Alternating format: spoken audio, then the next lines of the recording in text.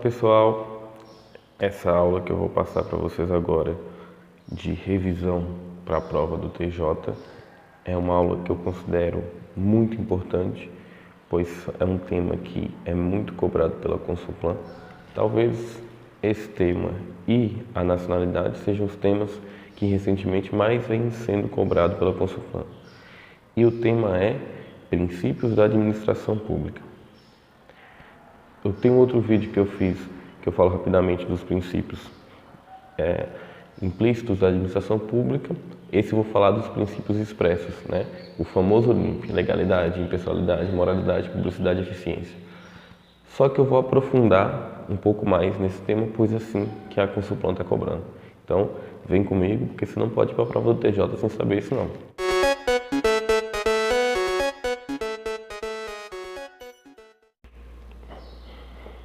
Pois é, pessoal, como eu já falei na introdução, antes as provas de concurso público, principalmente as de nível médio, se limitavam a questionar quais eram os princípios da administração pública. E ficou talvez o macete mais famoso no direito seja o LIMP. Todo mundo que convive na área de direito, todo mundo que estuda direito um dia, até quem não tem tanta convivência assim, conhece o LIMP, os princípios da administração pública, princípio da legalidade, impessoalidade, moralidade, publicidade e eficiência. Porém, hoje, o nível das bancas em relação a essa cobrança dos princípios aumentou bastante. Hoje não se busca apenas que o candidato saiba quais são os princípios, mas sim que se analise esses princípios sobre alguns aspectos. Isso que eu vou tentar passar rapidamente aqui para vocês nesse vídeo de revisão, relembrando algumas questões que já foram passadas e principalmente tentando imaginar o que pode ser cobrado de vocês amanhã. Então, vamos começar aí com os princípios explícitos, né? Eu tenho outro vídeo que eu falo rapidamente dos princípios implícitos, esse eu vou falar dos princípios explícitos. O primeiro princípio, o princípio da legalidade, todo mundo já está cansado de saber, né? A legalidade para a administração pública é diferente da legalidade estrita, a legalidade do particular. A legalidade estrita da administração pública só pode fazer aquilo que está previsto em lei, enquanto o particular pode fazer tudo que não é vedado por lei. Mas o mais importante sobre o princípio da legalidade, que eu acho que vocês têm que saber, é essa súmula do STF. Como eu disse várias vezes já, às vezes não cobra diretamente enunciados de súmula no concurso do TJ por ser um concurso de nível médio, mas pode de forma, vamos dizer assim, indireta, cair o conteúdo dessa súmula, então a gente tem que saber. A súmula 473 do STF, a famosa súmula 473 do STF, afirma que a administração pode anular seus atos quando derivados de vício que os tornam ilegais, porque deles não se originam direitos, por motivo de ou revogá-los por motivo de conveniência ou oportunidade, respeitado os direitos adquiridos e ressalvado em todos os casos a apreciação judicial. Esse é o chamado princípio da autotutela da administração pública, que a administração pública pode rever seus atos, quando legais, e anulá-los, ou pode revogá-los de acordo com sua conveniência e discricionariedade. Então, muito importante saber isso. E mais importante ainda do que saber essa questão da autotutela da administração pública é saber a diferença dos atos de anulação de um ato administrativo e da revogação de um ato administrativo. Qual é a diferença entre um e outro?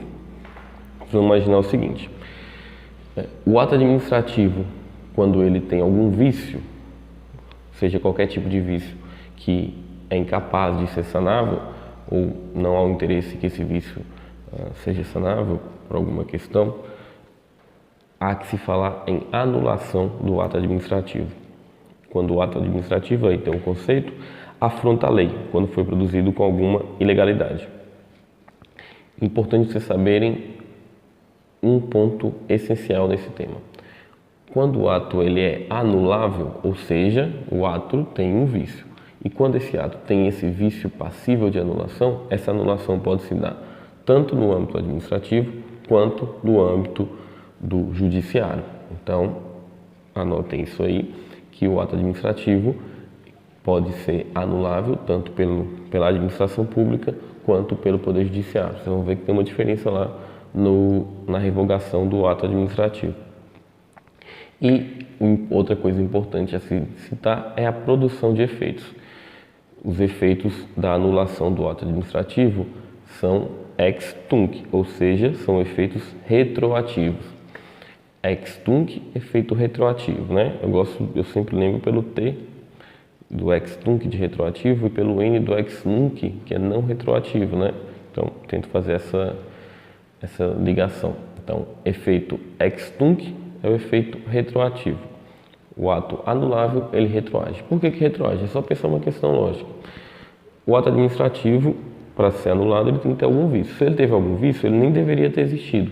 Assim, tudo que foi praticado na vigência do ato legal deve ser desconsiderado, deve ser anulado e esse ato não terá mais validade no mundo jurídico. Por outro lado, além da anulação do ato administrativo, a gente tem a revogação do ato administrativo. Revogação ela é uma forma de desfazer de atos administrativos discricionários. Anotem isso aí também. Revogação é somente para ato discricionário, pois depende de dois requisitos: a conveniência e a oportunidade da administração pública. Portanto, está na margem de atuação do administrador público revogar um ato administrativo. Decorrência lógica disso é que o Poder Judiciário não pode revogar um ato administrativo do Poder Executivo ou do Poder Legislativo em sua função atípica. Mas só ficar atento a essa questão, porque às vezes pode cair na prova. O Poder Judiciário nunca pode revogar um ato administrativo.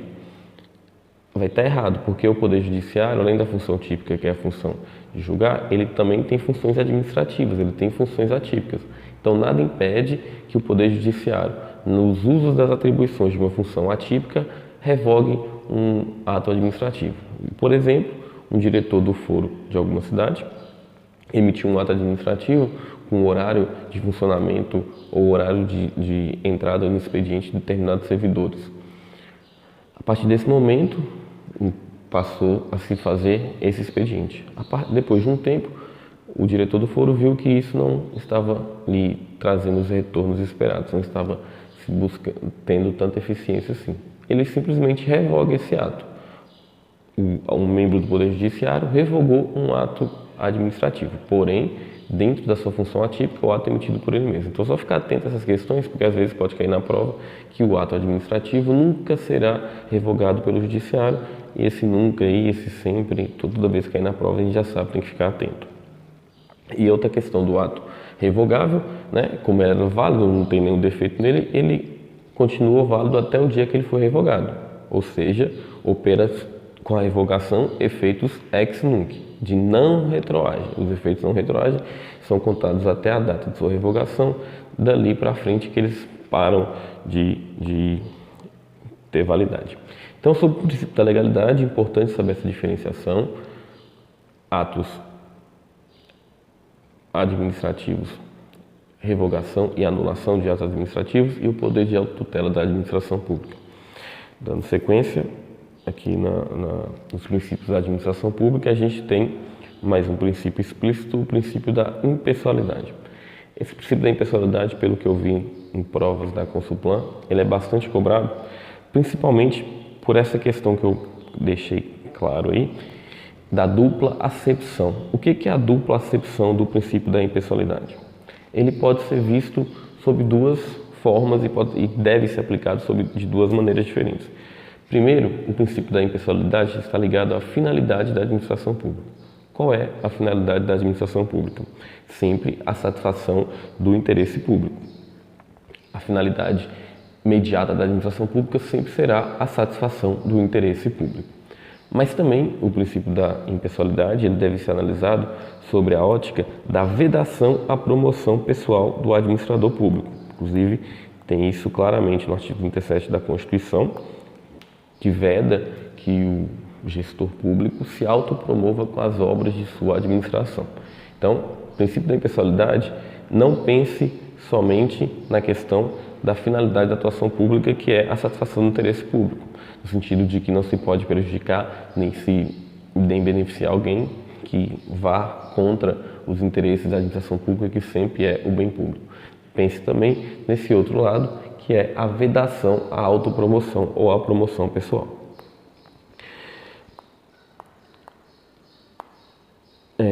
Sobre o princípio da impessoalidade, é importante a gente relembrar também a famosa súmula vinculante 13 do STF, que é a vedação ao nepotismo. Sobre a súmula vinculante 13, você deve estar cansado de saber, há uma vedação de nomeação de cônjuge, companheiro ou parente em linha reta, colateral ou por afinidade, até o terceiro grau, inclusive de quem é detentor de um cargo em comissão ou de confiança, em todos os níveis de poderes, e inclui-se aí o chamado nepotismo cruzado, que na súmula está descrita como o ajuste mediante designações recíprocas, que é aquele caso. Eu tenho um cargo em comissão, você tem um cargo em comissão, você não pode nomear seus parentes, eu nomeio os seus parentes e você nomeia os meus. Também é vedado pelo súmula vinculante 3, isso aí já está batido. Depois vocês dão uma lida. O que eu preciso só deixar anotado em relação a essa súmula vinculante 13 é o grau de parentesco. Ela veda até o terceiro grau. Então, mais importante de saber quem que a súmula vinculante pega é saber quem ela não pega. Então, no caso aqui, o primo não está incluído nesse princípio, nesses termos aqui da súmula vinculante, porque o primo seria de quarto grau, se existisse o parentesco até o quarto grau, né, no Brasil é até o terceiro grau, então o primo não está incluído nos termos da súmula vinculante. Isso pode ser uma questão de prova. Algum ocupante de cargo em comissão, função de confiança pode nomear seu primo para um cargo que esteja sob sua chefia. Vamos continuar aqui e entrar no princípio da moralidade administrativa. Talvez o princípio da moralidade administrativa seja o mais tranquilo e o mais fácil de identificar na hora da prova. Moralidade administrativa é um conceito bastante subjetivo, mas sempre está ligado à probidade e à boa-fé. Lembrar só a questão da ação popular, que um ato que for atentatório à moralidade administrativa pode ser atacado por meio da ação popular, que está lá dentro dos remédios constitucionais, e o restante da moralidade administrativa é bem mais tranquilo. Agora já é um pouco mais cobrado, e assim como em pessoalidade eu tenho visto bastante cobrança desse princípio pela Consulplan, que é o princípio da publicidade. E aí vem várias pegadinhas do princípio da publicidade. Porque todo mundo imagina que o princípio da publicidade é só a publicação dos atos oficiais, né? Olha lá, o princípio da publicidade ligado à publicação dos atos oficiais. Mas o que está sendo bastante cobrado atualmente em relação ao princípio da publicidade, principalmente depois da lei de acesso à informação, é o princípio da publicidade na sua outra acepção. Na acepção que está ligado eu vou até marcar aqui, a exigência de transparência da atuação administrativa. Ou seja, além da exigência de publicação em órgão oficial, que é o mais comum, como é comumente conhecido o princípio da publicidade, tem essa outra acepção também, que é, além de se publicar os atos, a administração pública tem que ser transparente. Um exemplo claro dessa outra acepção do princípio da publicidade são os portais de transparência, que hoje são obrigatórios em todos os órgãos públicos. Então, uma questão que pode ser cobrada de vocês em relação ao princípio da publicidade. Só lembrando uma coisa aqui que me veio à mente aqui agora, e vou passar para vocês, é uma questão que foi decidida recentemente pelo Supremo Tribunal Federal sobre a possibilidade ou não que sejam divulgadas as remunerações dos servidores públicos nos sites de portal de transparência, com o nome. O Supremo Tribunal Federal decidiu que, de acordo com o princípio da publicidade, é constitucional essa divulgação. Então, se por acaso vier uma questão desse tipo, um nível um pouco mais complexo na prova, relembrem isso, que não há nenhum tipo de inconstitucionalidade nessa divulgação. O Supremo entendeu que o servidor público, a partir do momento que ele aceita o munus público, ele passa no concurso público e toma posse naquele cargo, ele automaticamente tem que aceitar esse tipo de vamos dizer assim, né? Esse tipo de abertura relacionado à sua vida profissional, pois trata-se de um serviço público e está observando isso aí, o princípio da publicidade. E por fim, relembrando aí os princípios administrativos, o princípio da eficiência, que foi incluído por último, né, na Constituição. A Constituição de 88 não existiu o LIMP, existiu o LIMP sem o E. O E foi incluído aí em 98, na reforma administrativa pela Emenda Constitucional 15 de 98, onde se implantou o modelo da administração gerencial no país, buscando-se, obviamente, aproximar a empresa, o serviço público do serviço privado, né? Obviamente que isso até hoje não foi muito aplicado na prática. Eu só quero destacar em relação ao princípio da eficiência também a questão da dupla acepção, porque vocês viram que em pessoalidade, publicidade, tem essa questão da dupla acepção, ou seja, dois sentidos, porque às vezes, eu quero sempre ressalto isso, porque às vezes a gente está acostumado com um sentido somente e é cobrado de outro na prova e a gente não sabe. E pelo que eu tenho visto de prova da Consulplan, quando eles cobram isso na prova, eles dão um caso concreto e pedem para que você avalie qual tipo de princípio foi ferido ou foi respeitado em determinado caso.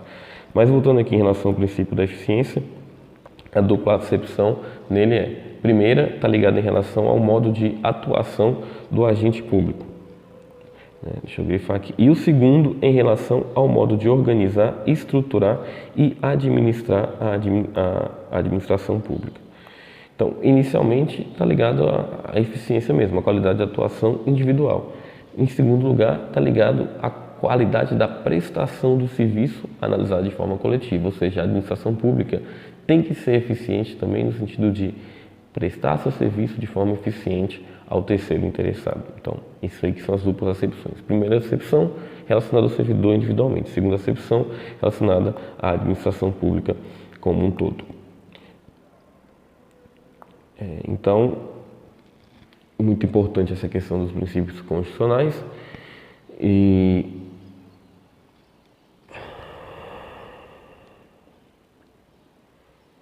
Então, sobre princípios da administração pública, princípios explícitos, a revisão que eu tinha para passar é isso. Muito atentos, principalmente ao princípio da impessoalidade, da publicidade e da eficiência por motivos da sua dupla acepção. E lembrando sempre da autotutela, do princípio da legalidade, porque tem grande chance de cair essa matéria para vocês, que é uma matéria eminentemente de direito administrativo. Como na prova de vocês não tem administrativo, está tudo dentro de constitucional, tem grande chance que caia pelo menos uma questão sobre esse tema e eu espero que vocês acertem. Então continue estudando, boa sorte e fiquem com Deus.